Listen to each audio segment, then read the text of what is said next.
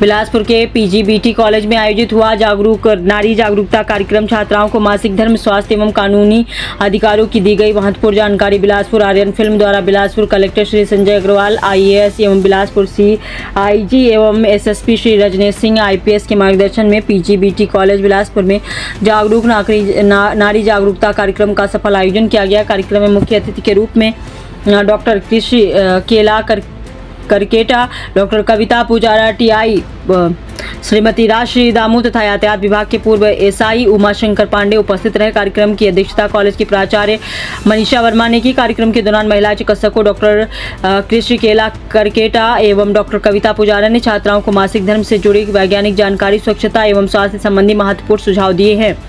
वहीं टीआई राजश्री दामू ने महिलाओं एवं बच्चों की सुरक्षा, उनके कानूनी अधिकारों, आवश्यकता पड़ने पर उपलब्ध कानूनी सहायता एवं हेल्पलाइन की विस्तृत जानकारी साझा की।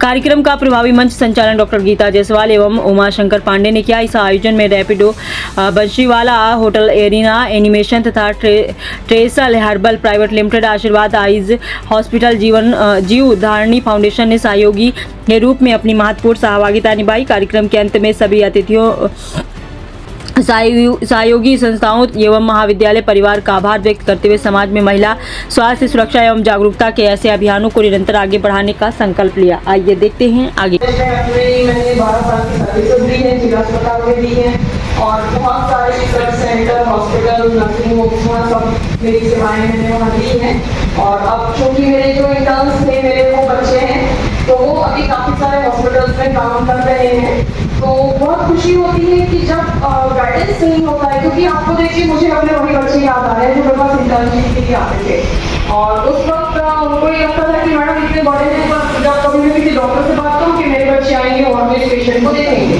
तो उनको लगता था कि बच्चे नहीं, तो आपके कौन से बच्चे पेशेंट को देखने आ रहे हैं।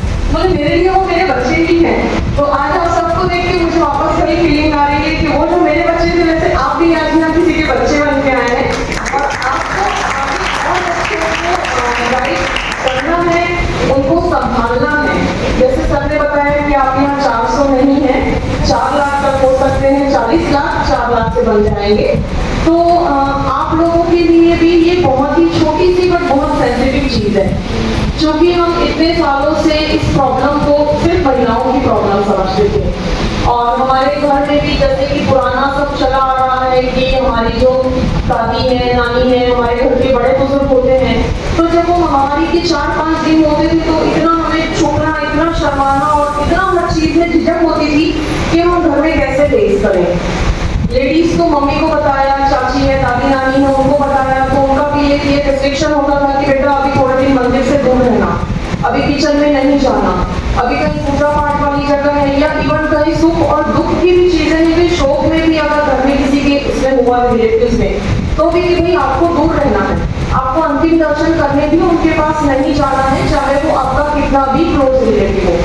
तो ये सब चीजें जो होती थी वो अंदर चुभती थी बहुत, कि हमने ऐसा क्या गलत कर दिया कि हम उनके अंतिम दर्शन भी नहीं कर पा रहे हैं, हम भगवान के मंदिर में नहीं जा पा रहे हैं। ठीक है, आज भी हम मंदिर नहीं जाते हैं क्योंकि हम ये मानते हैं कि भाई हमारे शरीर की अशुद्धि होती है वो बाहर आ रही है, तो हम थोड़े से उस टाइम पे इम्प्योरिटी वाली कंडीशन में होते हैं। तो हम भगवान, मंदिर, रिलीजन में इन चीज़ों में ज़्यादा डिस्कस नहीं करेंगे। हम बात करेंगे कि हमारी जो फिजिकल कंडीशन है उसको हमें कैसे डील करना है, कैसे उसको फेस करना है और कैसे सबके साथ अपनी तकलीफ को साझा करना है। जैसे कि अभी हम काफी सारे चेंजेस गवर्नमेंट के रूल्स में भी देख रहे हैं कि पहले अगर कोई लेडीज प्रेग्नेंट है, उसको मैटरनिटी लीव की पहले उतनी सुविधा नहीं थी जितनी अभी है। अब मैटरनिटी लीव तो महिलाओं को मिल ही रही है। मैटरनिटी के साथ अब काफी सारी संस्थाओं में पैटर्निटी लीव भी मिल रही है, क्योंकि परिवार एकल हो गया है और संभालने वाले सिर्फ माता और पिता दो ही होते हैं न्यूबॉर्न बेबी को। तो लेडीज अकेले उसको नहीं संभाल सकती, क्योंकि उस वक्त खुद उसे अपनी हेल्थ का ध्यान रखना होता है। तो उस स्थिति में पिता की भी उतनी ही भूमिका अहम मानी जाती है और इसलिए उनको भी पैटर्निटी लीव की सुविधा काफी सारे गवर्नमेंट संस्थान में मिलती है। और इसी तरह से काफी सारे हॉस्पिटल्स हैं, काफी सारे इंस्टीट्यूट्स हैं, कॉर्पोरेट सेक्टर्स हैं, वहाँ पे पालना घर या झूला घर भी बनाया गया है ताकि बच्चे को अपने पास रख सके और उसे टिल 6 मंथ ब्रेस्ट फीड करवा सके। और उसके बाद भी जब हम 1.5 साल के बच्चे तक हम चाहते हैं कि बच्चा जब तक 1.5 साल का होता है उसे माँ का दूध मिलना चाहिए, बट उसकी मैटरनिटी लीव तो आफ्टर 3 मंथ या 6 मंथ कंप्लीट हो चुकी होती है। उसी के लिए उसी चीज को ध्यान में रखते हुए पार्लर या जूनागढ़ भी कॉर्पोरेट सेक्टर्स में एस्टेब्लिश किया गया है। तो इसी तरह अब हम महंगाई की बात करें तो वो जो 5 से 7 दिन होते हैं लेडीज के लिए, वो कुछ के लिए कम कुछ के लिए ज्यादा बट पेनफुल होते हैं ऑब्वियसली, मेंटली भी और फिजिकली भी। उस कंडीशन में आपको अपना ध्यान कैसे रखना है? आप हमेशा ये चाहते हैं कि काश कोई तो हो जो मेरी इस तकलीफ को समझे, इवन घर में भी और वर्क प्लेस में भी।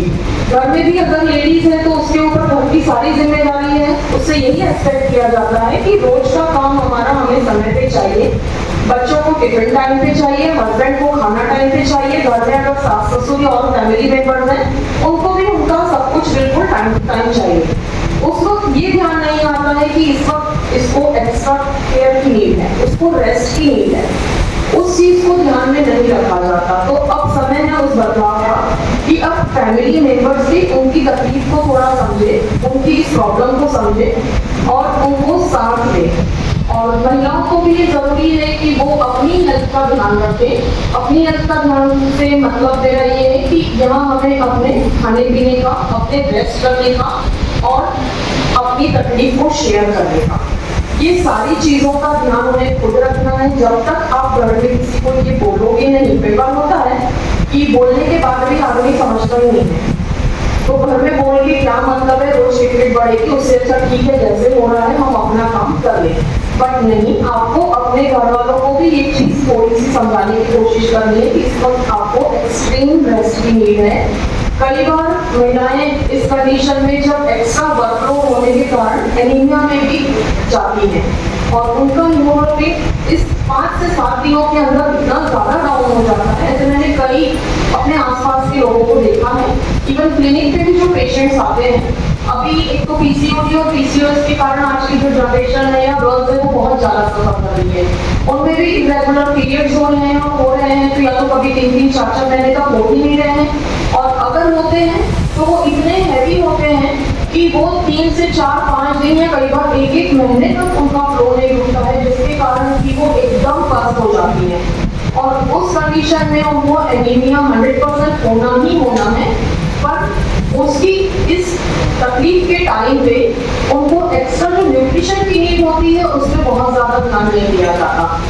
कि डलनेस लग रही है, फीवरिश लग रहा है, बहुत कमजोरी लग रही है, तो सबसे पहला